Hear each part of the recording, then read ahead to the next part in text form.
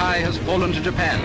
Before the final terrific onslaught of Japan's mechanized army, China is forced to withdraw beyond the Suqiao Creek, and Japan's army commander controls all the native sections of the world's sixth largest city.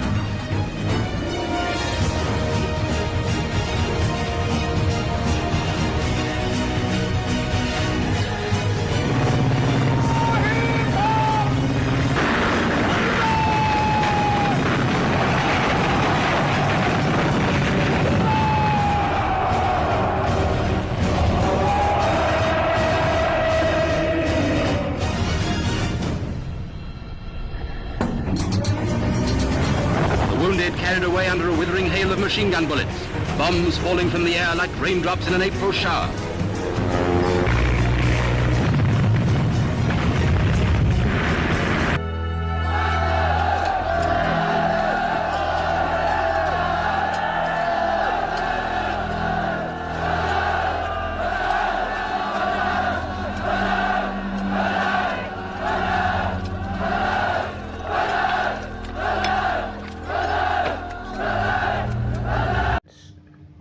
Bayangin, sebuah kota dengan jutaan penduduk tiba-tiba diserang tanpa adanya peringatan. Inilah kisah bagaimana Jepang menginvasi Cina dan memicu salah satu tragedi terbesar pada abad ke-20. Sekarang kita masuk ke latar belakang. Jadi penyerangan Jepang ini tuh didasari oleh ini ya. Tujuan mereka sendiri itu ingin mengambil sumber daya alam yang ada di Cina. Yang dimana yang mereka tuju itu minyak bumi, baja, batu bara dan lain-lain. Tuh.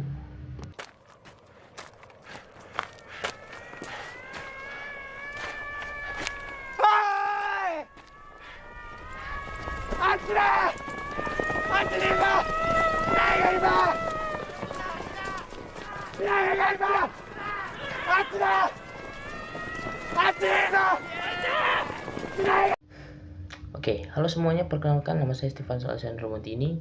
Saya dari Prodi Hukum S1. Saya dari offering G11.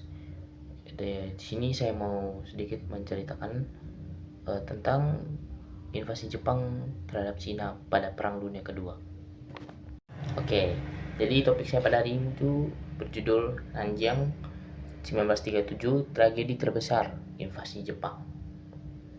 Selain itu, kenapa Jepang menyerang Cina?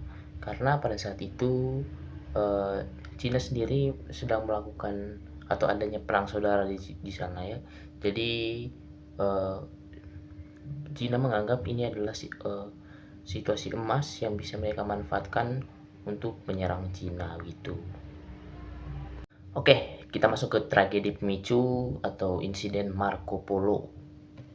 Oke, jadi pada tanggal 7 Juli 1937 terjadi baku tembak kecil antara Jepang dan juga Cina, yang dimana baku tembak ini tuh dijadikan alasan Jepang untuk menyerang Cina. Jadi setelah tembak baku kecil, insiden kecil itu, Jepang langsung menyerang Cina menggunakan pasukan besar-besaran.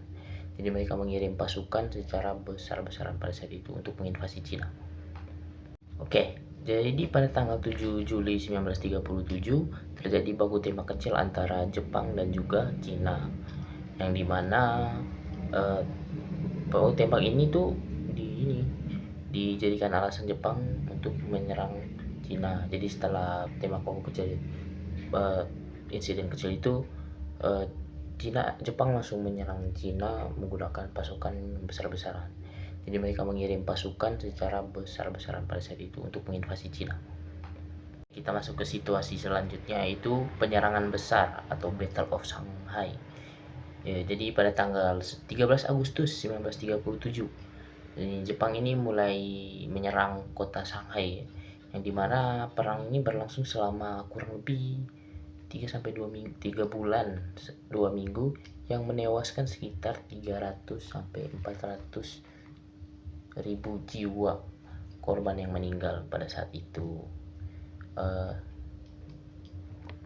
Jadi kenapa sih banyak korban-korban yang meninggal pada saat itu? Ya karena Jepang sendiri menyerang di daerah-daerah perkotaan seperti ibu kota negara Shanghai dan lain-lain gitu.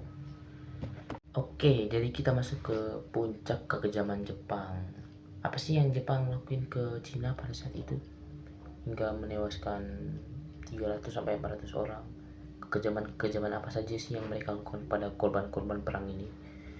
Jadi puncak kekejaman Jepang ini yang pertama adalah runtuhnya ibu kota Cina yang ada di Shanghai. Jadi Cina ini kalah perang hingga ibu kota negaranya runtuh. Lalu banyak sekali kekejaman yang dilakukan oleh tentara Jepang ini kepada warga sipil. Yang pertama adalah pemerkosaan kepada kurang lebih 40.000 wanita. Lalu penguburan massal terhadap warga sipil yang masih hidup. Mereka memaksa untuk dikuburkan pada situ dalam keadaan hidup-hidup. Terus penembakan, pembunuhan terhadap anak kecil dan sebagainya. Jadi itulah Jepang di sini jadi salah satu penjahat perang paling kelam di sejarah Asia. Oke, for your information, pada saat itu bukan hanya Jepang ya, bukan hanya Cina. Oke, kita masuk ke akhir dari penjajahan Jepang ini kepada Cina. Jadi pada saat itu setelah Jepang menguasai Cina, mereka tuh mulai menginvasi beberapa negara lain ya, seperti Indonesia yang ada di Asia Tenggara, dan juga mereka titik terakhir itu mereka tuh menyerang Pearl Harbor milik ini negara Amerika itu. Jadi seperti yang kita tahu, setelah mereka menyerang Pearl Harbor tuh Jepang tuh dibombardir sama Amerika, yang dimana kota Nagasaki dan Hiroshima pada saat itu menjadi korban bom yang memaksa Jepang menyerah. Jadi pada saat itu setelah dibom, Jepang menyerah tanpa syarat dan memberikan kemerdekaan kepada Cina. Gitu.